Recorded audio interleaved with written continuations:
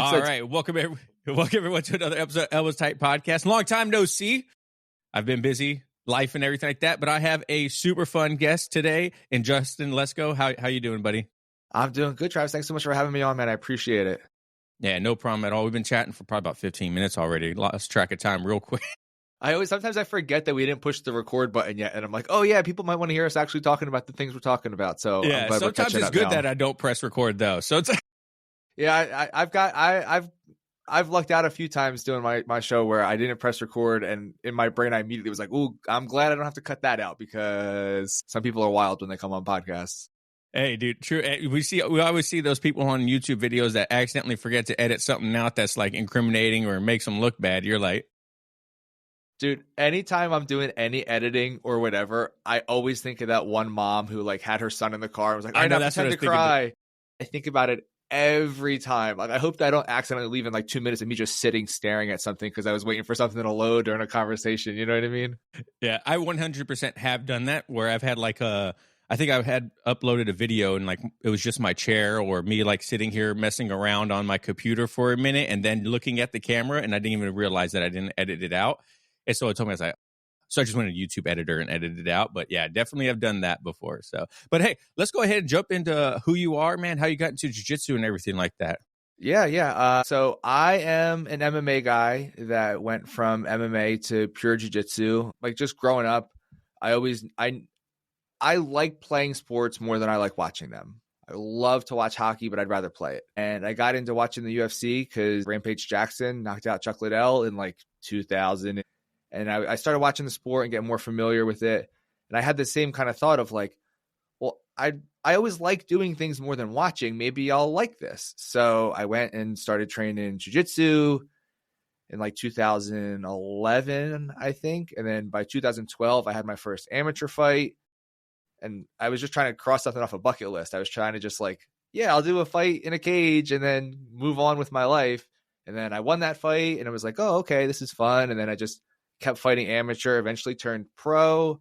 I had a really bad injury in 2016 in a fight. I broke my arm, had a bunch of surgeries, like bone infection, like not good. So I had to pivot from MMA to just jiu-jitsu because I was at a point where I was like, all right, my MMA career is done. I can't get licensed to fight because I have what's called a non-union fracture in my arm. So on the outside of my left arm, I was blocking a head kick and the guy hit my arm and it broke.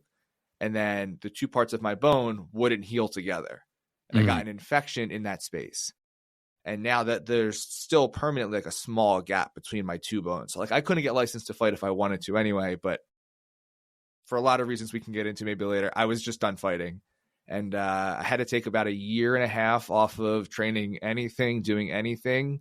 And then when I came back, I just dove full on into jiu-jitsu, which led me to jiu-jitsu social media, which led me to starting my own jiu-jitsu podcast, which led me to jiu-jitsu YouTube. And here I am now, just trying to talk to people who like jiu-jitsu the way I like jiu-jitsu and trying to make the jiu-jitsu world a little bit better if I can, and try to be a positive influence in jiu-jitsu. And that's kind of why I wanted to come on and talk to you today, because I think of you as someone who is a positive influence in jiu-jitsu. So we should just team up and be like double positivity in jiu-jitsu. Yeah, dude, 100%. I definitely, I started jiu-jitsu in like 2017. I think it was 2017, 2018. And even in my short span of my journey, I know some people hate that word journey in jiu-jitsu, whatever. But, you know, things have changed quite a bit in that short amount of time. I don't know. Luckily, I've been around a lot of people where our culture has been pretty good. You know what I mean? There's always those random people where you're like, man, you're kind of toxic. I don't really know if you're going to fit in here. But luckily, they've always weeded themselves out. You know what I mean? So that's always been a very nice thing. When you first came from MMA, pure MMA to pure jiu-jitsu, was there like a cultural difference between the rooms, or were they pretty similar? Well, for me, I was training MMA at the school I trained jiu-jitsu in. Oh, okay. From white through brown belt, I was at one school. And then I moved schools because I moved and all that. So I've only ever trained at 2 schools full time. My first school and the school that I've been at now since like 2021. But it was definitely a shift in the room in the sense of like the way I approached the room, because, you know, when you're training MMA and you're trying to make it a pro career, I was training twice a day, 6 days a week with the intention of like, hey, in a couple of weeks, I'm going to go in and try to kill somebody.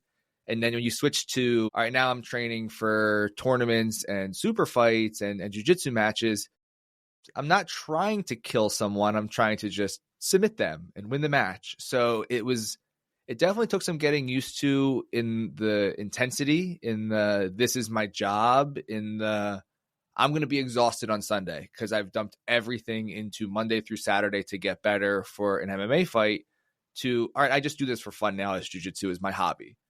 That was a big shift. And I think that I'm very sympathetic to people who retire from MMA and you're like, oh, that guy's going to come back. Like, he retired, but I know he's going to fight again. I always think it's a bad idea to do that, but I'm very sympathetic to it, because when you have been singularly focused for years and years and years, it's really hard to move past that.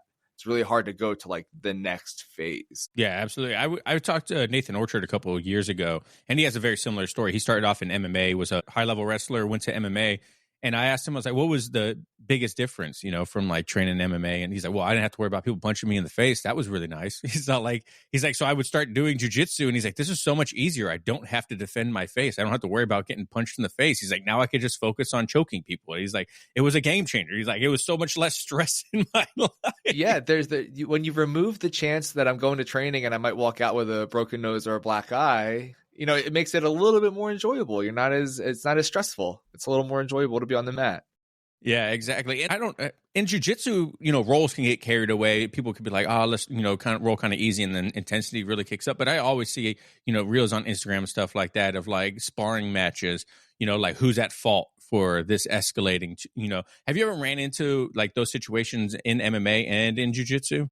Yeah, I had a really bad situation where one of my teammates had an MMA fight coming up, and it was one of those things where we were just like 10 days out from his fight, and we were just like working some wall work stuff, and it was no contact. We were just doing like wall wrestling and sort of just miming punches and miming strikes and all that. And I had him against the wall, and I was going to mime like a knee to the body, because you need to, you know, still see those things even if you're not doing contact. And just terrible timing, as I went to like mime that knee, he went to like counter wrestle and like shoot for a takedown, and I need him right in the face and cut him. And there's, you know, he's bleeding all over the mat. And immediately I'm just like, well, can I curse on here? Are you? Yeah, by all means. Yeah. Okay. Yeah, you're good. I'm like, well, fuck, I just like cost this dude a fight. You know what I mean? Like, he's been training for months and he's got this fight and whatever. And fortunately, it was like a tiny little nick that was like in his eyebrow. He still was able to fight. It was fine. But it's one of those things where it's like, if you're doing anything physical, accidents can happen. And I've always been someone like with my teammates, like I get more nervous for their fights than I would for my own. So when something like that happens and you're like, well, fuck, am I at fault? Should I not have mimed that knee? Well, if I don't mime the knee, I'm not being a good training partner. Should he not have done that? Well, that's how it's just sometimes accidents can happen. And it's like, it's really hard to bear that responsibility and that guilt factor of like, I hurt someone. And in training, it's, you know, you don't want to hurt anyone. Obviously, they're your teammates. They're helping you prepare as well. It is weird though, how it switches to like, once the fight starts and you're like, oh, like I said, I'm going to try to kill this dude. Like, it's very weird how like your brain can separate those two things, you know? But fortunately, I can't think of too many, maybe because that one was so traumatic, it like rings in my brain as that injury that happened. But I can't think of too many where I've been like, I really screwed up. Somebody screwed up. We should put this on Instagram and everyone can vote who was the problem. You know what I mean? Yeah.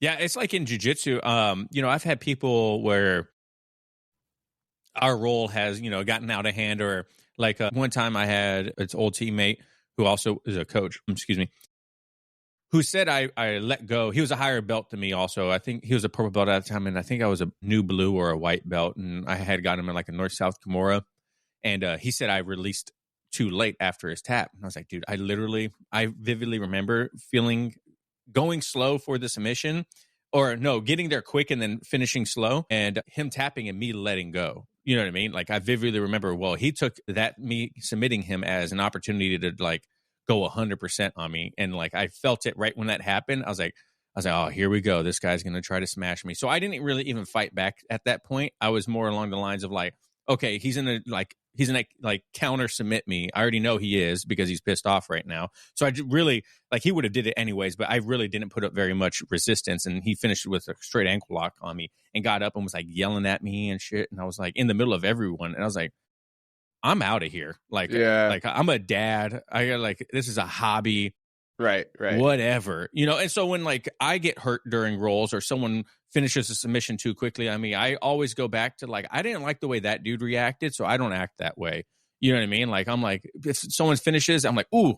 I was like, dang man, that was a little quick, but I think I'll be all right. And, you know, a lot of times people are like, oh, I'm so sorry. I was like, no, it's they already feel bad if you tell them that you're hurt.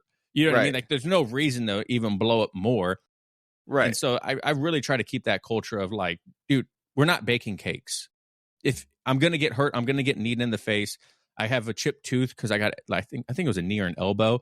But all I can do is control the way I react. And I don't want to react like a jerk to people and then them not want to roll with me and not have good matches. You know what I mean?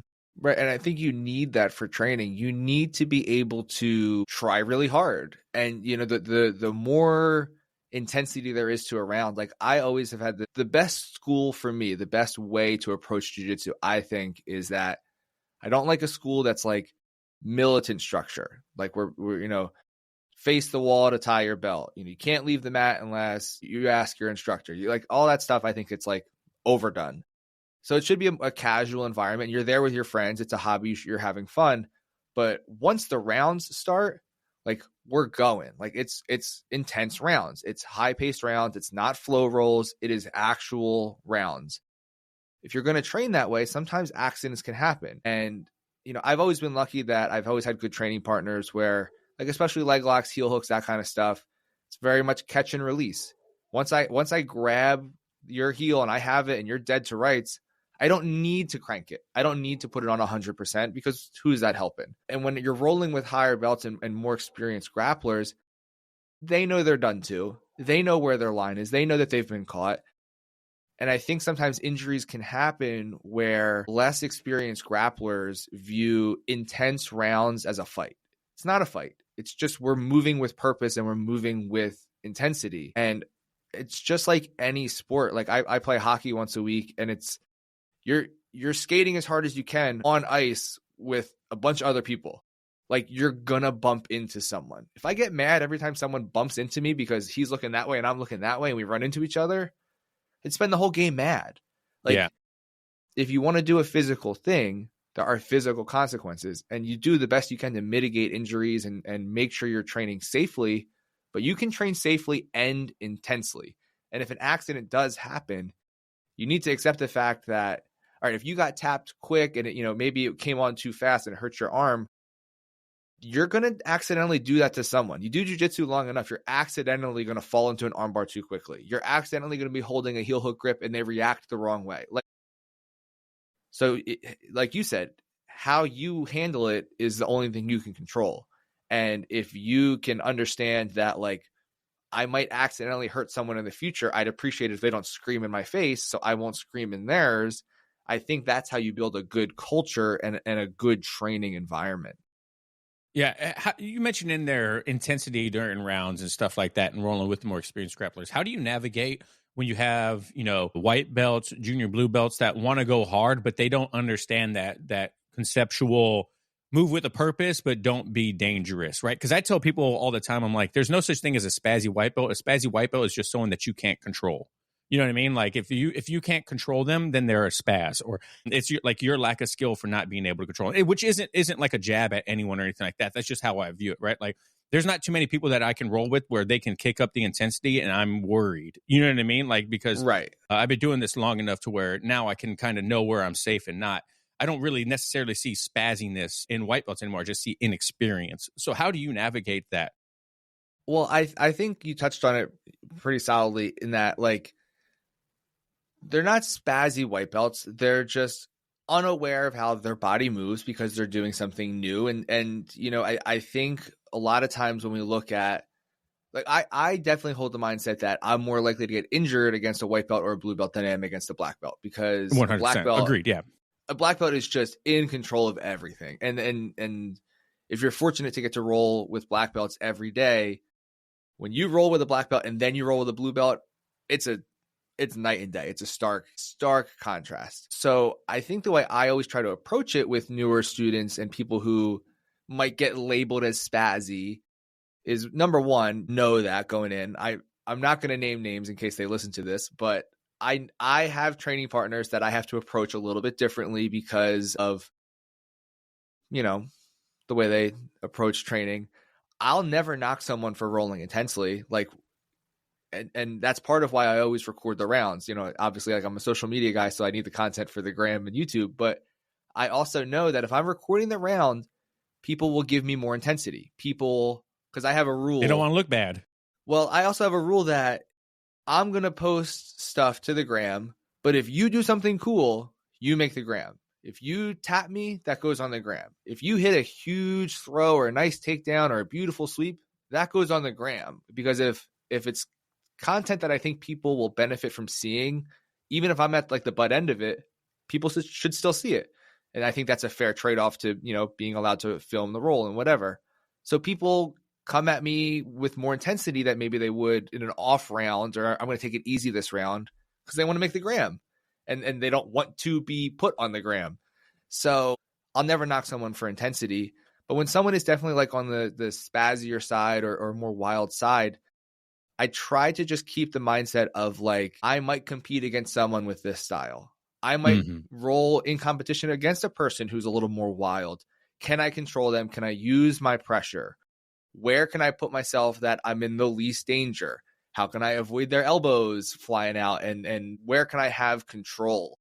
I think if you can think about how someone else's game how your game can impact theirs, I think that's a better approach to then just being like, they're spazzy, so I'll just hit a takedown and go to side control. Let me find what is spazzy about them. Are they winging their arms out when they're moving? Okay, let me work on that like Dagestani handcuff and... Sorry, that was a loud noise. My phone fell down. Let me work on that Dagestani handcuff and control their arms so they can't be spazzy.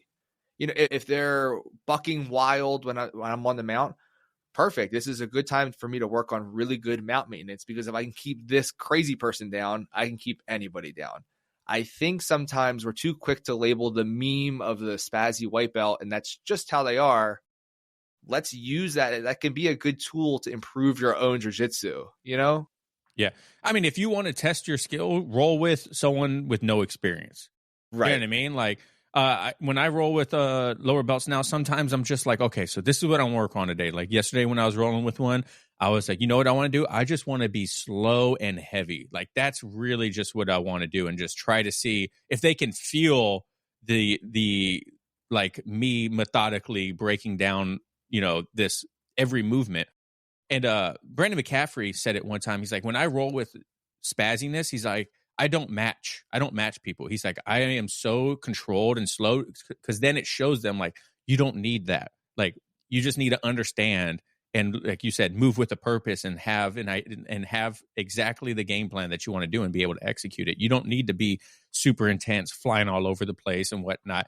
And not only that, but like you mentioned, when you roll with people, and like I used to record all my rolls too, because I think it's a huge tool for especially newer practitioners to see, what am I doing? Like the first time I recorded a roll and I actually broke it down afterwards, I thought I was moving for the 5 minutes, but really I stayed in one position for a good minute and a half. And I was like, dude, in my mind, I was going buck wild right there. And I was doing all this and that. And the video, like Maury, that's a lie. Yeah, right. So that was a big thing. But I kind of stepped away from filming rolls with people, because as my social media started to grow, I felt kind of bad because I didn't want people to think I was doing it. And maybe I should have more of that conversation like you do. I felt bad because I didn't want to perpetuate like I never get submitted, or I'm smashing all these people, or I only roll with people so I can make content out of it. You know what I mean? Because I don't want to push that culture of, everything is for the gram. Like I gotta get all these fancy submissions, and then have people kind of hesitant to roll with me. So have you noticed, did you always have that conversation with people beforehand to keep that culture of like, hey, this is kind of my job, I'm just doing this, but this is how I view it. Yeah, so I didn't really get into like social media stuff until like right before the pandemic, and then obviously like coming out of it. Maybe it was like a few years before the pandemic, but it all kind of started for me where I was like, I noticed on Instagram that people would get like tons of views on stuff for what I would consider no reason, or there was just like a lot of junk on Instagram and whatever. And I kind of made a concentrated effort to be like, all right, let me see how much I can grow my Instagram. Like I was just doing jiu-jitsu. I didn't have any kids at the time. Like I just got married. Like you don't have a lot of responsibilities until the kids come along. So it's like I had the time. I was training a lot more than I am now because, children and all. Amen. I got 3 of them. I have 2. I have a 5-year-old and a 3-year-old, and it's the best job in the world. Being a dad is the best job in the world. But I think it's also fair to acknowledge that I train jiu-jitsu less because of dad roles, and I'm happy to make that trade. Don't get me wrong. I love that trade, but I definitely had more time for content when I didn't have any responsibilities, as we all do. But anyway, I wanted to just try to grow my Instagram. So I started recording the rounds just so I had stuff to post. And then I realized that, like you'd said, like, am I just perpetuating this? All right, I'm going into this round because, you know what, I need to hit like a good throw because the last time I posted a throw, it did really well. So I need to go for a throw. And maybe that's not really my game. And I'm doing myself a disservice and my training partners a disservice because I'm not having an organic role. I'm trying to force things to happen for content. And that's when I tried to make the switch to like, I record everything. And if something happens organically and it's cool, I'll post it, or maybe I'll do a breakdown of what happened with it. But then also trying to post content that was like, here's this sweep that I like, here's this leg lock that I like, and trying to build it that way where it wasn't so forced, which let me record the round and still get good training because I wasn't forcing content. And like, I said, it made people come at me a little bit more intensely, but I always had a very open conversation with the people I was training with where my phone's over there recording. If you don't want me to post anything, I won't. It's over there just so you know. And again, explaining, if you do something cool, I'll put it on there. If something cool happens that I do, I'll put it on there. If something happens and you say you don't want me to post it, then I just won't. And I have always made clear that consent to being posted can be withdrawn at any time. And just because I posted you yesterday, if something happens today and you don't want me to post that thing, okay, you guys are all doing me a favor by allowing me to record in the school when we're training. And I definitely think that recording rounds just for making yourself better, like you said, being able to review that film study and seeing what you actually look like when you're training is a huge tool. There's a reason every professional sport does film study. We should not be any different. We should have the same mindset. This film can help us get better. And obviously, help me grow my social media, but I've tried to approach it to do it the right way where it benefits me training, benefits the people I'm training with, and the people that I'm training with enjoy it as well, because it gives them something. Like I've had a lot of people where there's one of my buddies who I train with, who I train with every single time I train.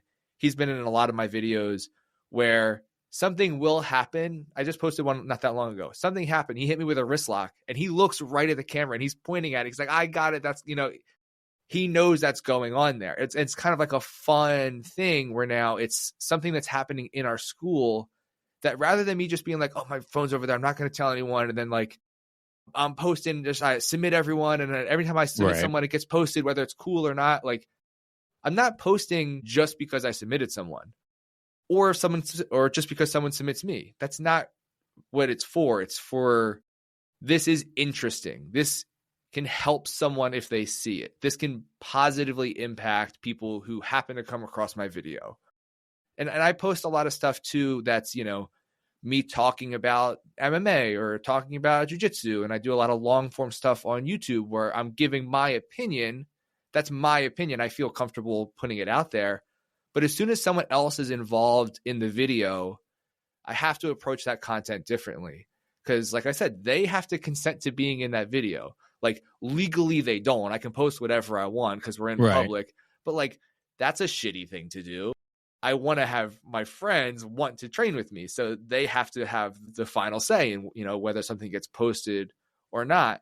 So when someone else is in the video, when it's a video of training, it's a video of a round, I want it to be fun. I want it to be enjoyable. And I want it to make everyone better. And I want them to feel good about it too. I don't just want to be like, there was a video a couple years ago where I think it was Hamzat was training at Renzo's. I forget who he was rolling with. It was another UFC fighter. And he just was like, he was like submitting them or controlling them or whatever. Probably should have remembered the details of this better before I brought it up as an analogy. But like someone posted like potato cam quality footage of Hamzat training with another UFC fighter at Renzo's. And it was like, that's a dick move. Like neither of those guys said it was okay to post that. Why are you? But if Hamzat was recording and the guy he was rolling with knew he was recording and was okay with it being posted, that's fine too, because now that's, enjoyable content that can move things forward for people. So I think the approach is the most important thing. And you can tell when someone doesn't want to be recorded and when someone doesn't want their video on Instagram and on YouTube. But I think that if you're having an open conversation about it and you're at least upfront with, I'm going to post it if it's cool, you do something cool, please, it'll make it too.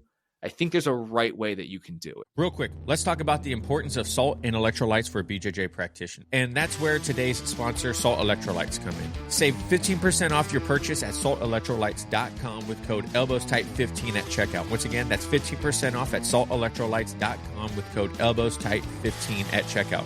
Or use the link down below. Now, Salt Electrolytes drink mix is designed for today's warriors, athletes, and those who like to get after it and regularly get sweaty. Whether you're a heavy sweater that we've all seen on Instagram that needs a wet floor sign right next to them whenever they roll, or you're like a normal human being like me who barely sweats at all. With a light, refreshing flavor, Salt is great to drink during your workout because it will not coat your mouth that thick, nasty film that some electrolytes drinks out there do.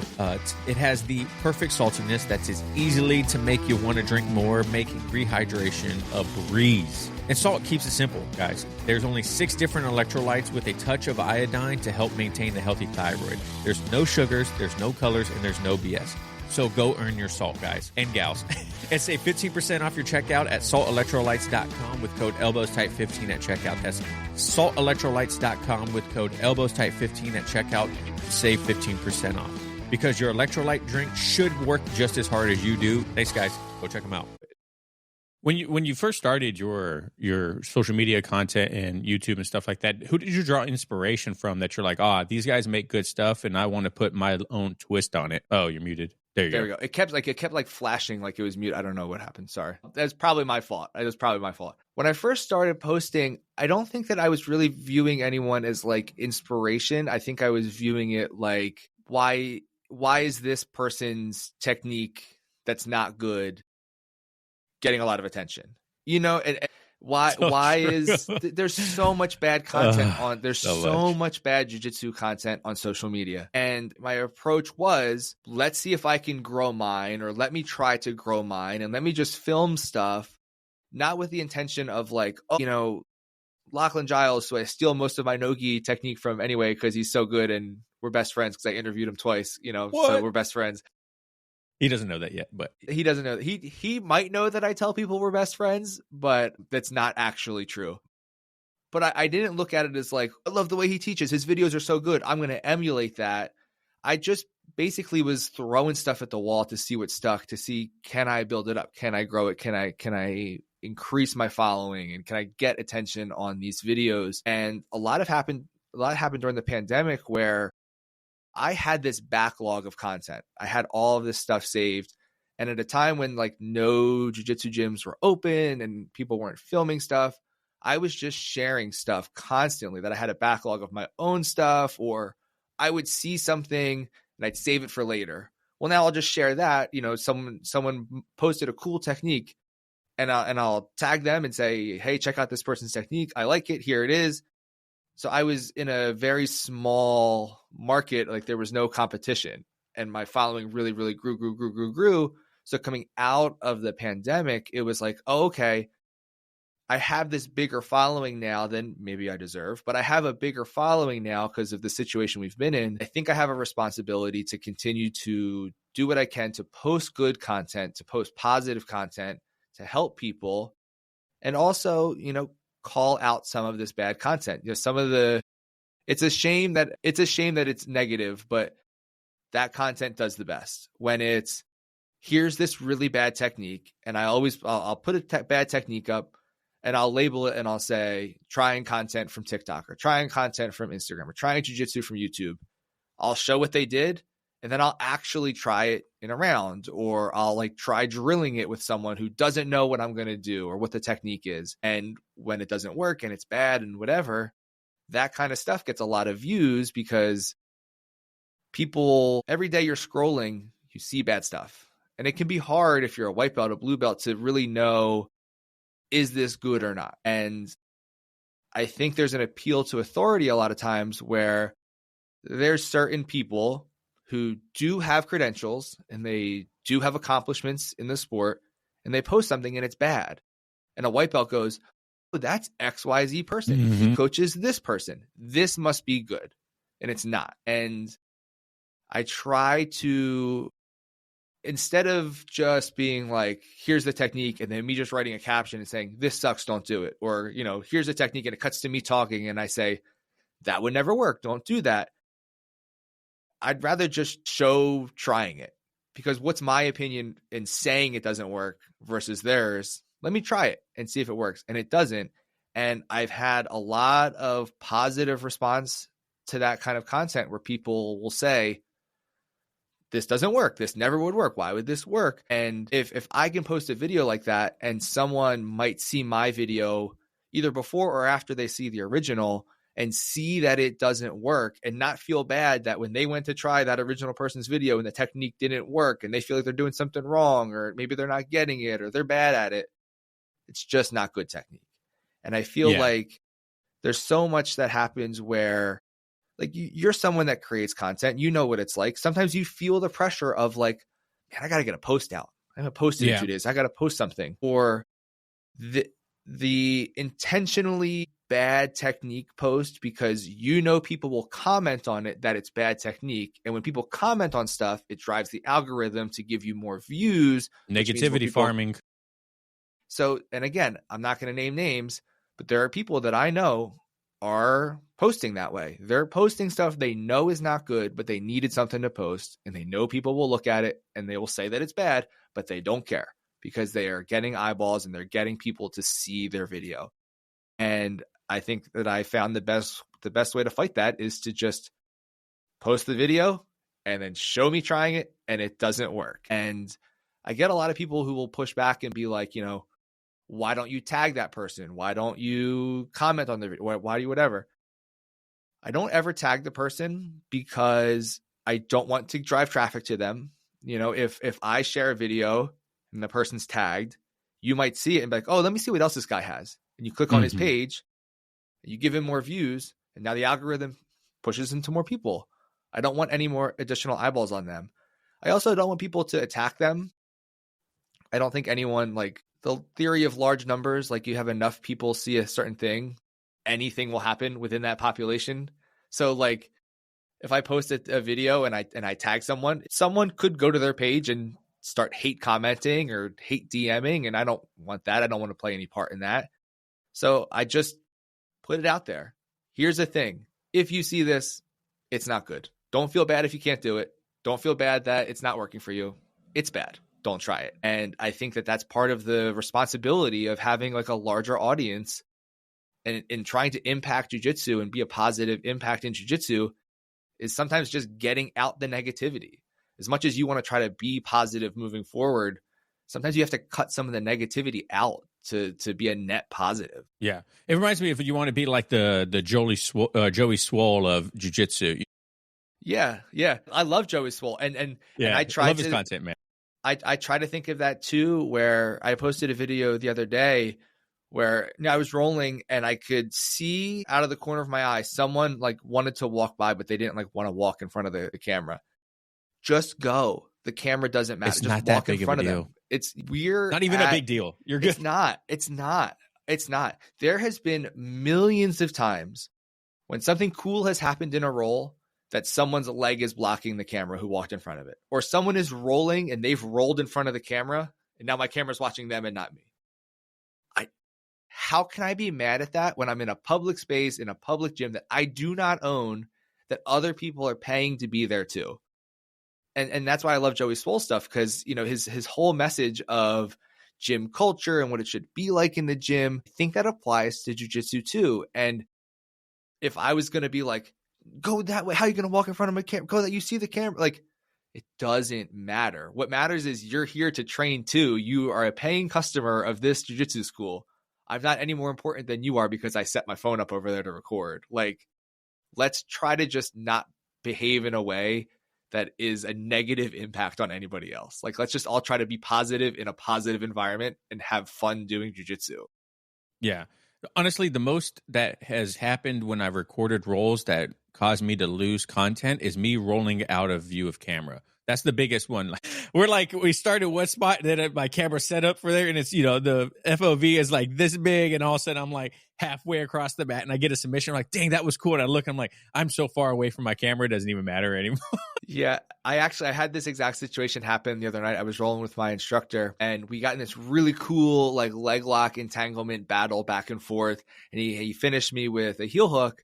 And we got done, and he was like, let me know if you have that, because I want to see it, because it had gone on for a long time.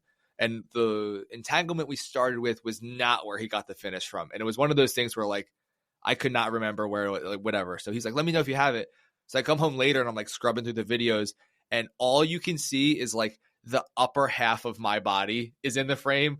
And then it's just a frame of nothing, because we had rolled just far enough away. And it's like, yeah. Oh man, if we could have been like 4 feet the other way, this could have been such a good film study where we could have recreated what happened. Can't do it. Lost to time forever because we rolled out of the frame. It's the worst. It's the worst. So when it comes to like your YouTube channel, then do you have like different goals per platform? Because I know you have, you know, like almost 60,000 people on Instagram, and then, you know, like 10,000 on YouTube.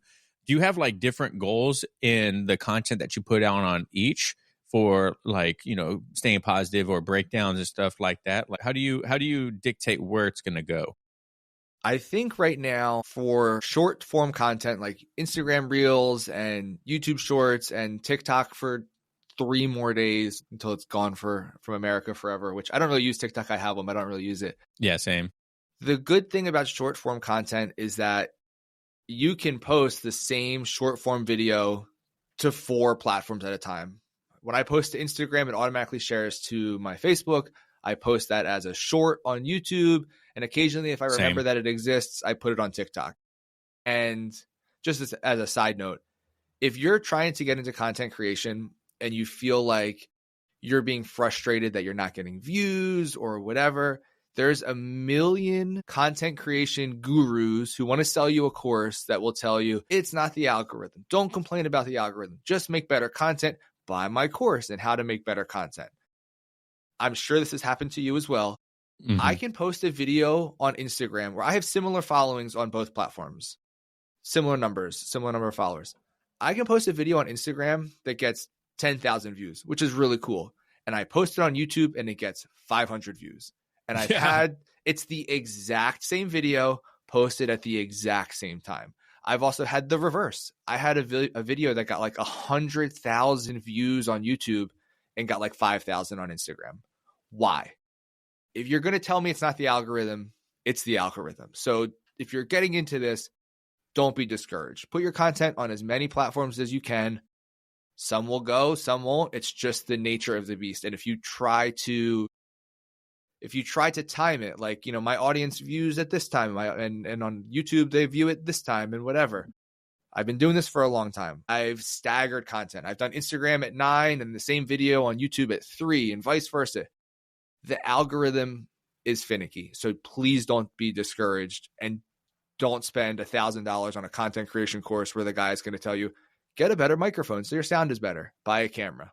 End of course. But somehow stretched out for 100 hours. Like, yeah.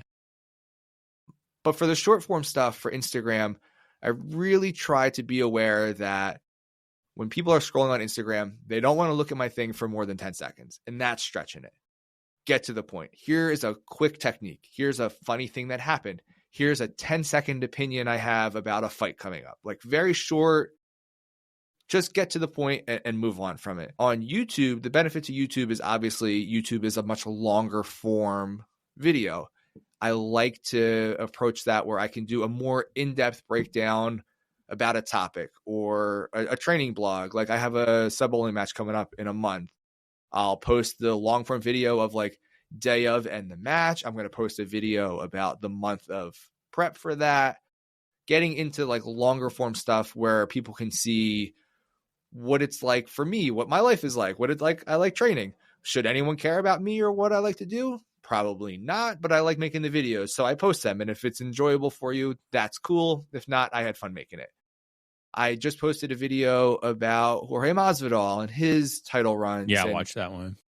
Thank you. I appreciate that. And gave it a thumbs up and like and subscribe. That, my man, that's the only reason I agreed to come on the show is I knew that you might give me one like on a YouTube video. So that was all worth it for me. But when I make a video like that, like a long form video, I don't want to sound too altruistic here where it's like, oh, I hope people like it. I want people to be entertained. I want whatever. I was driving home from training a week ago, listened to someone talking about Darren Till, and I was like, man, it's kind of like Jorge Masvidal's career. Let me do a deep dive. And I have fun making the video, and I put it out there. If no one watches it, fine. I liked doing it. If 1 million people watch it, that would be really cool. That'd be, give me some dollars, and I'd like that. But whether people watch it or not, it's fun for me to do. And in both cases, long form and short form, I enjoy doing it. Like the minute I'm like, man, I don't feel like doing this, I'm not going to be someone who's just going to be like, oh, I got to make a video today. I just won't. I try to approach it where, like we talked off camera about, like we do, like I have a podcast too. And I do it because I like talking to people about jiu-jitsu. Like we're talking today because I like your content. Let's talk about jiu-jitsu. It's fun for me. If it wasn't fun for me, I wouldn't want to do it. And I think, like I said, if you're someone who's getting into creating content and trying to make stuff for jiu-jitsu, if you don't like doing it, people will tell. People can tell that your video, you don't like doing it, or you felt forced to do it. Or maybe you're going to get stuck on my channel because you posted bad content because you wanted views, and I'm going to tell you your technique is bad. Like, make sure you like it, have fun doing it, and you should have an idea of what you want your viewpoint to be and what you want your message to be and the voice you want to have. But if it's not fun, it's not fun. And I don't think we should do things that are not fun. Yeah, my buddy just recently got into more content creation, and his I've always like encouraged him to do it. I had him on the podcast too, and I always encouraged him to like, hey, you I think you offer a unique perspective because of your size, age, in jiu-jitsu. I think people would really enjoy if you made content just talking about you and how you train jiu-jitsu and whatnot. And he's like crushing it right now, posting almost every day. And my advice to everyone too is like, even when it comes to jiu-jitsu, like I made the mistake when I first started jiu-jitsu. It was like every class I had to be there, had to roll as many times as possible, needed to go to every open mat. I have to get my blue belt. I got my blue belt in like 18 months, right?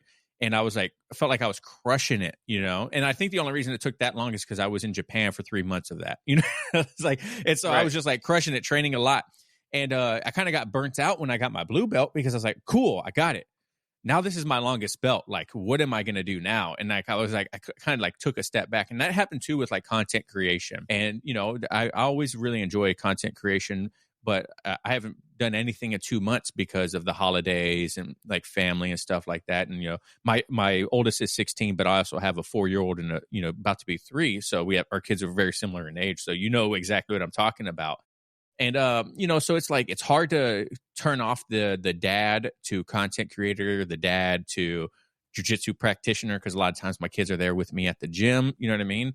And, so my advice to people is like, don't feel like you should ever force anything like that should be fun. No, I took 2 months off, and the whole time I'm thinking like, oh my gosh, man, like I gotta post something. I'm like, what does it matter? Like I should be able to take this holiday time off for the first time in like 5-6 years. That's the longest I've ever taken off. And so I was like, and I told my wife, I was like, I got to get back to it because I honestly miss it. And I want to make content. And I just had a video blow up. It's so funny how you don't even know which one's going to do it. But like my biggest video so far is like 7 myths that white belts need to ignore. And it's like 80,000 views right now. I'm like, this is amazing. I love it. But I didn't ride the train. And I made sure that I didn't ride the train of the views because I didn't want to force myself into, well, this one did great. Now I got to keep trying to redo it over and over again. So if you're like getting in, like to all this to bring it back around, if you're getting into the content creation, to your point, you got to make sure that you're always having fun. Don't do it because you feel it's a necessity, unless it's your livelihood. Like if you do it full time, then that's a different story. But most of us aren't like doing it full time. Like, right. It was cool to get 80,000 views on a video that is me sitting here talking to a camera, giving my point of view. Yeah, dude. But it's not going to pay my bills. It made me some good money. It's not going to pay my bills. So I shouldn't think of like, okay, now for the next one. So I get more money or I get more views and stuff like that. Yeah. And it's like jiu-jitsu. Sometimes you got to take a break. Sometimes you have to step away from the mats in order to rejuvenate and to fall back in love with it. And like once I was a blue belt for almost 5 years. And I was like, I'm just towards the last year of it. I was like, I'm just going to start showing up to have fun again. Like, I don't feel like I need to be there to prove I should be a purple belt or prove that, my blue belt or anything like that. I'm going to go there and just start having fun. And then what happened? I got promoted to purple. You know what I mean? It's like, so you guys got to keep that in mind. If it's, whether it's jiu-jitsu, content creation, how do you keep that mindset of keeping it fun, even in like those low points of like training when like you're stressed at home, the kids are a lot, work and everything like that. How do you keep that positive mindset and keeping it around you? I think that for me, I'm very much a person that I am aware that if I don't do some sort of physical activity, it negatively affects my mental health. And not to get too like holistic and all that, whatever, but for me, jiu-jitsu is mental health. And there has been times where I have not been able to train, where I had an injury to my knee. I blew my knee out and had to have surgery, and I was off the mat for like 6 or 7 months.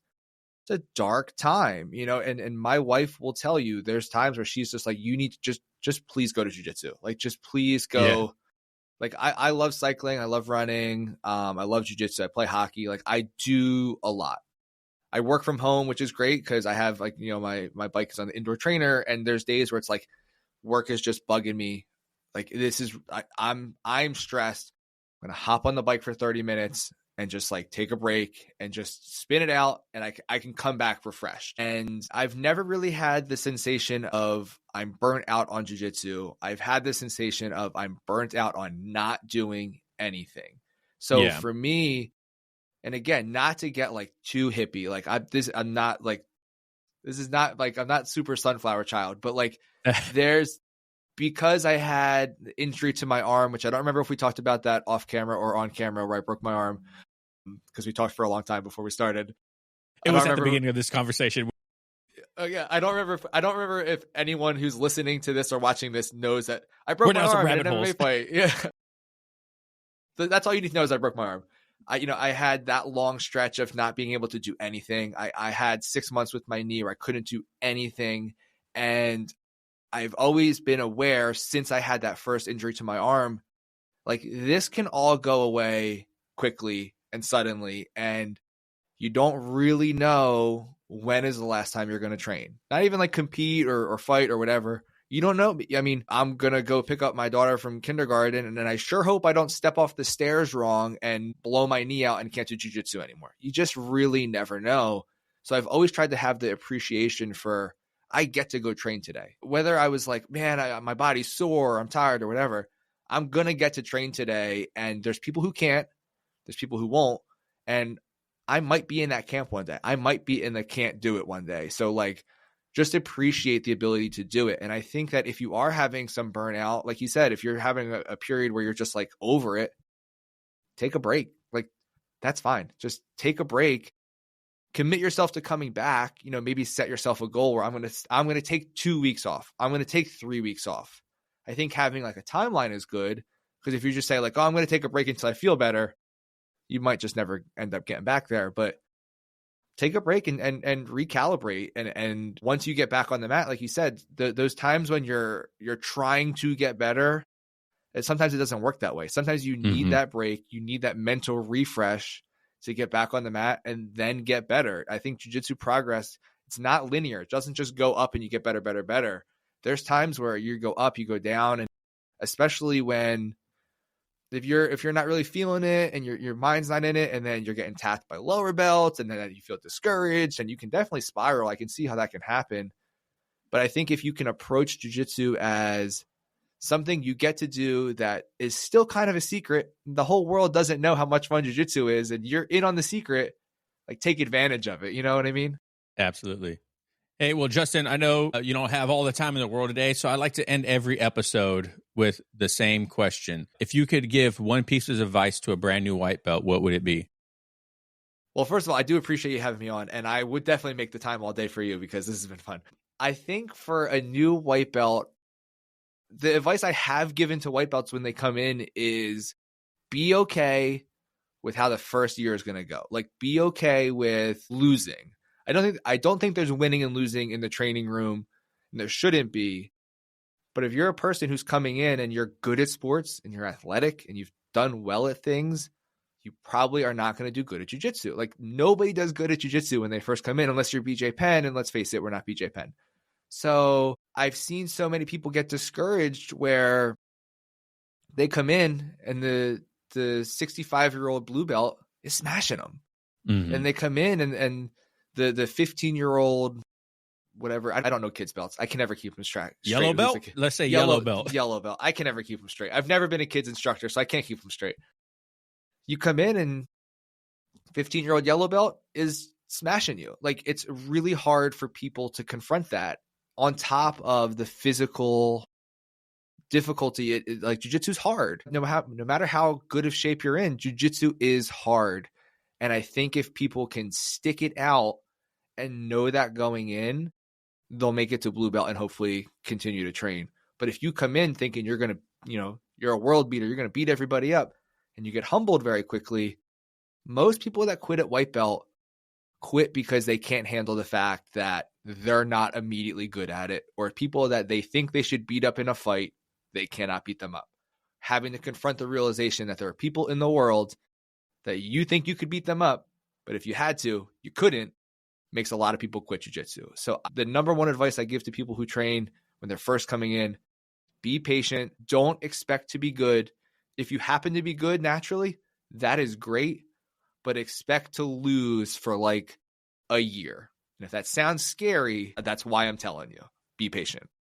Yeah, my white belt tears on Instagram. I don't know if you follow him, but he posted one that like blew up, and it was like a meme of like a guy, and it's like, I'm a badass, tries jiu-jitsu. I'm a man child. You know what I mean? It's like, or like I'm helpless. You know what I mean? Like, it's so true. Or the meme of the guy who just sees red and can beat anybody up in a fight. Yeah. And it's like, you can't. And some of my favorite memories in jiu-jitsu is when the super athletic football player comes in and realizes they're helpless. When the bodybuilder comes in and realizes he's helpless, and realizing that, 30 seconds of rolling for a person who's never done it before is an eternity. It's crazy. And no matter how good of shape you're in, it's just a different level of shape because it's cardiovascular. It's muscular endurance and strength and timing and coordination that no other sport gives you. There are people who are better athletes, and you can say you're a better athlete if you're a professional football player. But I still think that if Saquon Barkley comes into my school, he can't stop my takedown, and I'm going to have his back, and he's going to get tired quickly. He's one of the best athletes in the world. He's going to get tired quickly because jiu-jitsu is just different. And I think that that's a real hard thing for people to accept who've never done it before. And that would be my advice, is to just ride it out. Enjoy losing for a little bit. It sucks, but you'll be better off for it. Yeah, absolutely. Well, Justin, like I said, I really enjoyed this conversation about trying to keep jiu-jitsu positive and using content to help out with that in your journey and everything like that, man. So I greatly appreciate everything. And if people want to follow you and check out your content, where can they find you at? So I try to make it nice and easy for you. If you want to follow me on Instagram, it's just Justin Lesko, my name, Lesko, Justin Lesko, all one word on Instagram. I have a podcast. If you like this podcast, if you like Travis's stuff, if you like his show, you will like my show. If you don't like his show, then you're probably not still listening an hour in, but you won't like chance. But if you don't like Travis's show, you won't like my show, so you don't have to listen to it. It's called That Jiu-Jitsu Podcast. I called it that because I found myself talking to my wife and I'd be like, oh, I was listening to that movie podcast I like, or I was listening to that cycling podcast. Well, now if you tell your wife that you were listening to That Jiu-Jitsu Podcast, that is both accurate and the name of it. So it's easy to remember. On YouTube, it's just That Jiu-Jitsu Guy, because I have found that if you have the word podcast in your YouTube name, it doesn't do so good. So That Jiu-Jitsu Guy. So at Justin Lesko on Instagram, That Jiu-Jitsu Podcast, and That Jiu-Jitsu Guy on YouTube. I hope I will see you there. Thank you so much for having me and for having a fun chat. This was a lot of fun. I don't want to presume to invite myself back, but I'd love to come back on in a few months and just chat again, because I had a good time. We'll see how the numbers do, Justin. Let's wait. You know what? That is very fair. That is very fair, because if people have hated me and have clicked off already, then do not have me back. But if we do okay, I'll hopefully see you in like 6 months. Oh, perfect. All right. Well, I appreciate your time. I appreciate everyone at home. Thank you guys so much for listening and watching at home. Make sure you go check out Justin and all of his good content. And remember, no ill checks here. Peace.